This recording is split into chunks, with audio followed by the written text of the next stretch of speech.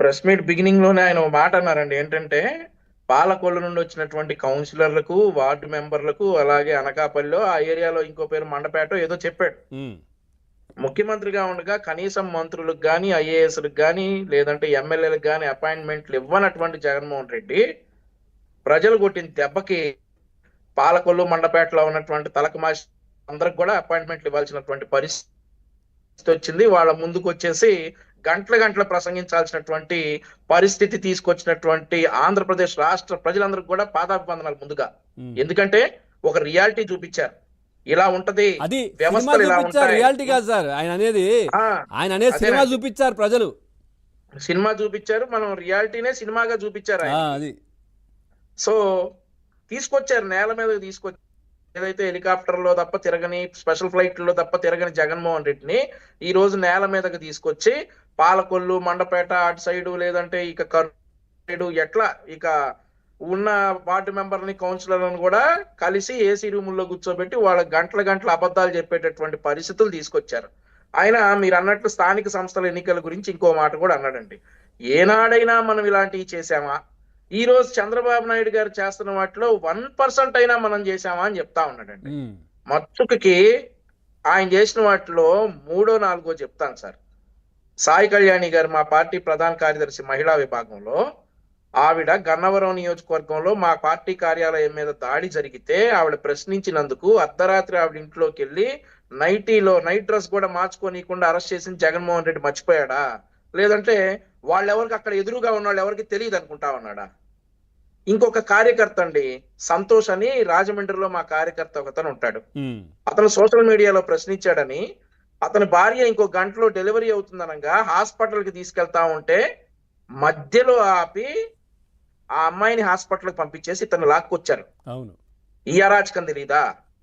మా అచ్చెన్నాయుడు గారు సర్జరీ చేయించుకుంటే ఆయన లాక్కొచ్చి 100 కిలోమీటర్లు తీసుకొచ్చిన ఆ అరాచకాలు తెలియవా? ఎవరికి తెలియవు ఈ అరాచకాలన్నీ? ఎదురున్న వాళ్ళందరికి కూడా తెలుసు.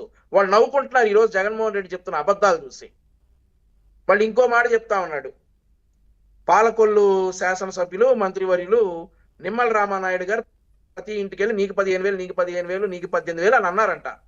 జగన్మోహన్ రెడ్డిని ఈ రోజు మా నిమ్మల రామానాయుడు గారు మిమిక్రీ ఆర్టిస్ట్ కూడా చేసి పారేశాడు.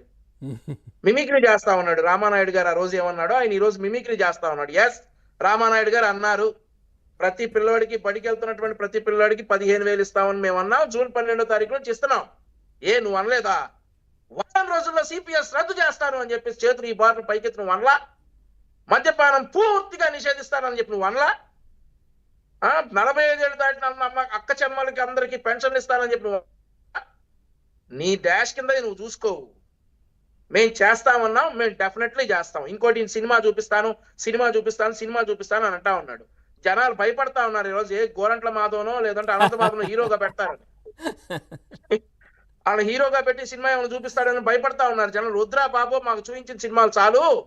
వాడు పార్లమెంట్ సాక్షిగా చూపించాడు, పెద్దల సభకు పంపించేవాడు పార్లమెంట్ సాక్షిగా చూపించాడు. ఈ అనంతబాబు ఎమ్మెల్సీ శాసన మండలి సాక్షిగా సినిమా చూపించాడు మా అందరికి. నువ్వు చాలరా బాబు నీ సినిమాలని ఈరోజు జనాలు దండాలు పెడతా ఉన్నారు. ఇంకో మాట అంటా ఉన్నాడు పవన్ గారు, సప్త సముద్రాలు అవుతున్నా కానీ లాక్కొస్తాడట. ఈ క్యాండిడేట్ కోర్టు పర్మిషన్ లేకుండా పక్కనున్న చెన్నైకి పోలేడు. ఈయన సప్త సముద్రాలు అవుతున్నా లాక్కొస్తాడు. ఈయన కరెక్ట్ గా కోర్టుకి వెళ్తే వచ్చే ఎన్నికల్లో పోటీ చేస్తాడో లేదో కూడా తెలియనటువంటి పరిస్థితి. 2029లో జడ్జి రామకృష్ణ గారు ఆల్రెడీగా చెప్పారు, మాజీ జడ్జి రామకృష్ణ గారు ప్యానెల్లో ఉన్న పెద్దలు, ఈ క్యాండిడేట్ 2025 తర్వాత డిసెంబర్ తర్వాత స్వేచ్ఛగా ఇక్కడ ఉండడు. చెంచల్గూడలోనో చెర్లపల్లిలోనో తీసుకోవాలి సినిమాలు పోయి. ఇక్కడెక్కడా సినిమాలు తీసుకోవడానికి ఉండదు. ఆ తర్వాత పీటీ వారెంట్ల మీద రాజమండ్రి సెంట్రల్ జైల్లో కూడా కూర్చోబెడతారు. 2019 నుండి 24 వరకు చేసిన అరాచకాలకు వచ్చేసి రాజమండ్రి సెంట్రల్ జైలు రెడీగా ఉంది.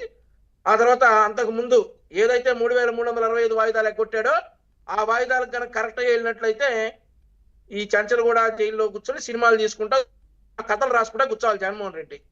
ఈయన ఇక అధికారులను బెదిరిస్తాం, మమ్మల్ని బెదిరిస్తాయా? జగన్మోహన్ రెడ్డి నువ్వు ముఖ్యమంత్రిగా ఉన్నప్పుడే నీకు భయపడలా, మేము బయటకు వచ్చాం. ఆ రోజు ఇంటికి వెళ్తామో లేమో తెలియని పరిస్థితుల్లో, ఇంటికి వెళ్తామో లేదో తెలియనటువంటి పరిస్థితుల్లో మేము బయటకు వచ్చాం, పోరాడాం నీ మీద. నీ అరాచకాల ప్రజల ముందుంచో నేను ఈ రోజు 11కి 11కి కన్స్ట్రైన్ చేశాం. నువ్వేది బొక్క మాకు సినిమాలు చూపించేది?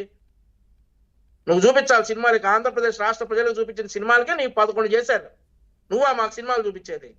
ఈ ప్యానెల్లో ఉన్న పెద్దలు రామకృష్ణ గారే డెత్ థ్రెట్స్ ఫేస్ చేశారు ఆయన వల్ల. నేను 15 రోజులు హాస్పిటల్లో ఉన్న, నా చేతికి దెబ్బ తగిలి పోలీసులు కొట్టిన దాని వల్ల. ఇవన్నీ